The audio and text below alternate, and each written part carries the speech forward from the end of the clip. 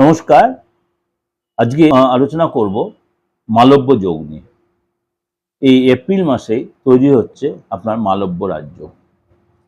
মালব্য রাজ্য শুক্রের জন্যই এই রাজ্য তৈরি হয়। যারা কম বেশি অ্যাস্ট্রোলজি সম্বন্ধে আলোচনা করেন তারা জানেন মালব্য রাজ্য কবে তৈরি হচ্ছে এবং কিসের ভাবে কি প্রভাবে তৈরি হচ্ছে। চলুন একটু আগে আলোচনা করি, তারপরে আলোচনা করব কোন কোন রাশির উপর তার পজিটিভ প্রভাব পড়ছে। আমি সবসময় বলি, যখন কোনো গ্রহ রাশি চেঞ্জ হয় তখন 12 রাশির উপর কিন্তু তার প্রভাব বিস্তার হয়। এক্ষেত্রেও তার অন্যথা নয়। সুতরাং শুক্র হচ্ছে সৌন্দর্যের কারক গ্রহ, সুখের কারক গ্রহ, সম্পদের কারক গ্রহ, বিলাসিতার কারক গ্রহ। সুতরাং শুক্র তার নিজের রাশি বা উচ্চ রাশিতে যখন গোচর করে তখন সেটা অত্যন্ত শুভযোগ গঠিত করে। একেই তখন মালব্য মহাপুর রাজ্য তৈরি হয়।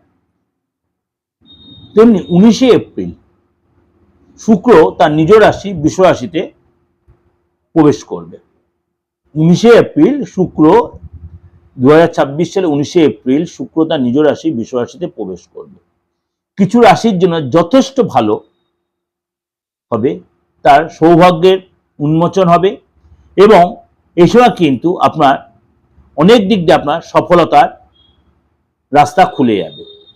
কারণ শুক্রকে আমরা বলি সুখের কারক গ্রহ, সৌন্দর্যের কারক গ্রহ, বিলাসিতার কারক গ্রহ, মানে উন্নতির কারক। অল্প বয়সে উন্নতি শুক্র যদি ডেভেলপ করে তাহলে কিন্তু হবে। তাই 19শে এপ্রিল শুক্র যখন তার নিজ রাশি বৃষ রাশিতে প্রবেশ করছে তখন আপনার রাশির জন্য কিন্তু যথেষ্ট সুপ্রভাব নিয়ে আসছে। আর বারবার বলি, কারণ প্রত্যেকে আমাকে বারবার বলেন, প্রত্যেকে আমাদের মানে মানে 50-60টা করে মেসেজ ঢুকছে আমার হোয়াটসঅ্যাপে যে তন্ত্রের মাধ্যমে কাজ করে। তন্ত্রের মাধ্যমে কাজটা আমাকে করতে বারবার বলছে, রক্ত হচ্ছে আমার, তন্ত্র হচ্ছে আমার রক্তে, আমার বংশ পরম্পরা তন্ত্র। এটা বারবার বলছি। আমি সেই যুগে যে বসার প্রয়োজন মনে করি না। যারা আমার 29 বছর যারা আমার কাছে এসেছেন, লক্ষ লক্ষ লোক যারা আমার থেকে সার্ভিস পেয়েছেন বা নিয়েছেন, তারা জানেন তন্ত্র মতে কাজটাকে আমি কতটা প্রায়োরিটি দিই। এমন কিছু কাজ আছে যে তন্ত্র ছাড়া হয় না। বিদ্বেষণ, বশীকরণ, আকর্ষণ, বিচ্ছেদ বা আদার্স আরো কিছু কাজ যেগুলো মিডিয়াতে বসে আলোচনাটা উচিত না, সেগুলো তন্ত্র ছাড়া হয় না। তন্ত্রতে সেখানে এফেক্ট করতেই হবে। তন্ত্র নিয়ে কেন আলোচনা করি না? তন্ত্রটা হচ্ছে আপনার গুপ্তবিদ্যা, গুহ্যবিদ্যা। আমি মিডিয়াতে বেশি আলোচনাটা ঘোর বিরোধী। আপনারা বলেন বলে আমি বারে বারে এই আলোচনা করি, কিন্তু তন্ত্র নিয়ে বিচার করতে হবে। তন্ত্রে আপনার সাপোর্ট নিতে হবে, আপনাকে তাকে প্রেডিকশনটা করতে হবে আপনার কি রোগ হয়েছে তার কি। তন্ত্র হচ্ছে ওটি, ওভার মানে অপারেশন থিয়েটারের সিস্টেম। রোগটা তো আগে জানতে হবে, আমাকে প্রেডিকশন করে রোগটা জানতে হবে, সেই রোগটার কি প্রতিকার সেটা তন্ত্রের মাধ্যমে হবে। তন্ত্রের মাধ্যমে মানে কিছু মানে কাজ, মানে যেমন মৃত মানুষকে জাগানো যায় না, আমি অন্তত পারি না মৃত মানুষকে জাগাতে।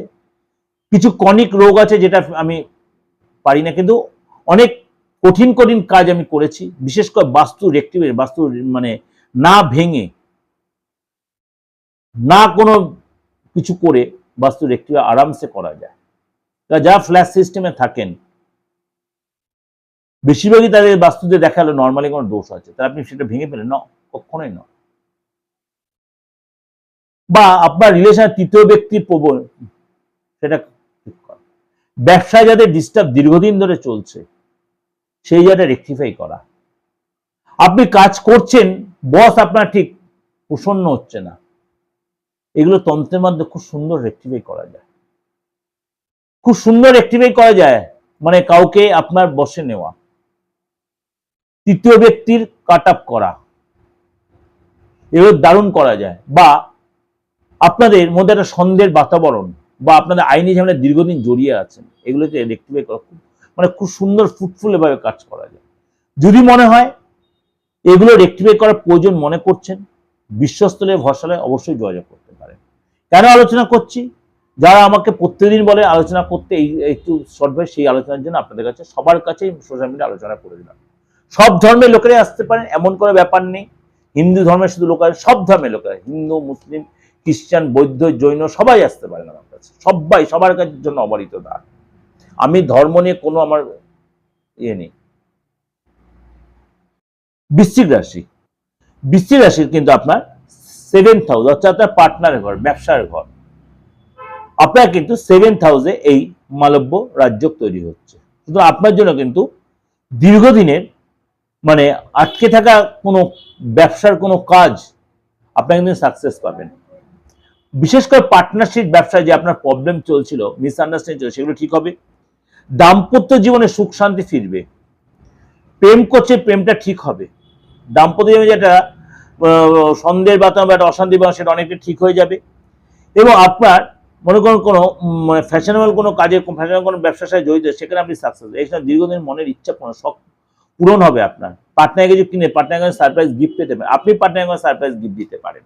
বৃশ্চিক রাশি, শরীর স্বাস্থ্য আগের চেয়ে অনেক বেটার হবে। পার্টনারের খুব সুসম্পদ তৈরি হবে, আর্থিক লাভ হবে।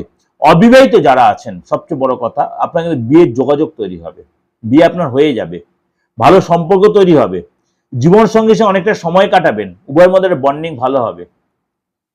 অর্থাৎ ওভারঅল বিশ্বাসী কিন্তু সময়টা যথেষ্ট আপনার প্রেফারে আসবে। যা এটা কিন্তু আপনাদের ওভারঅল একটা আলোচনা করলাম। আমি সব রকম যোগ নিয়ে আলোচনায়, যারা আমার প্রত্যেকদিন নিয়মিত ভিউয়ার্স তারা জানেন আমি পরপর নানা রকম যোগ, নেগেটিভ পজিটিভ যোগ দিয়ে আলোচনা করছি বা করি।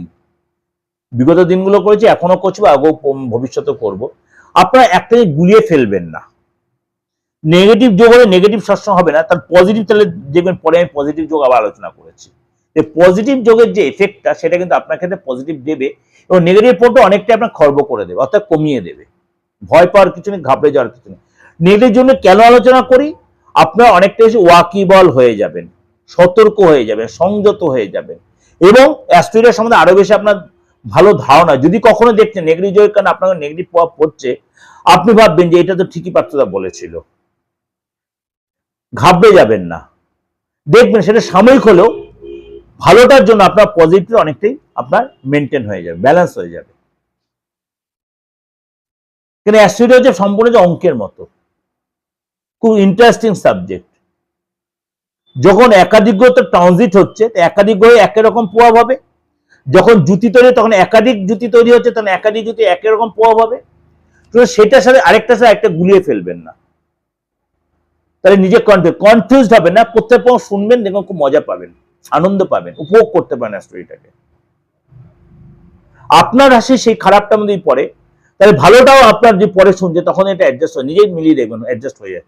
বা আপনার রাশি যখন ভালোটা শুনলেন, পরক্ষণ আবার কোনো যে নেগেটিভ সংযোগ আমি আলোচনা করি সেটাও শুনবেন, তাহলে দেখবেন সেখানে আপনার কিছুটা যদি নেগেটিভ ইফেক্ট হয়, দেখবেন ভালোটা দিয়ে অনেকটা ম্যানেজ হয়ে যাচ্ছে। এগুলো আপনাকে ফিল করবেন, তাহলে দেখবেন আপনি মানসিক অনেকটা বেশি ম্যাচিউর হয়ে যাচ্ছেন। কমেন্টস লেখার আগে কমেন্ট সেকশন এগুলো একটু ভেবে চিন্তে নেবেন, দেখবেন নিজেই অনেক কিছু উপভোগ করছেন। যাই হোক, ভালো লাগবে নিশ্চয়ই, আলোচনা ভালো লাগার জন্যই করলাম, বোধগম্য নিশ্চয়ই হবে, একদম জলের মতো তরল করে বললাম। ভালো লাগলে অবশ্যই লাইক করবেন, শেয়ার করবেন, যতবার আপনার আপনজনের মধ্যে শেয়ার করে দেবেন। সবাই শিখুক। অ্যাস্ট্রোলজিটা যে কোনো ভ্রান্ত জিনিস নয় তা না, অ্যাস্ট্রোলজি পুরো যে ম্যাথামেটিক্যাল সম্পূর্ণ সাইন্টিফিক, সেটা আপনার বাধ্য হবেন বুঝতে, মানতে বাধ্য হবেন। এটার জন্য এত ডিসকাশন করা এই সোশ্যাল মিডিয়ায়।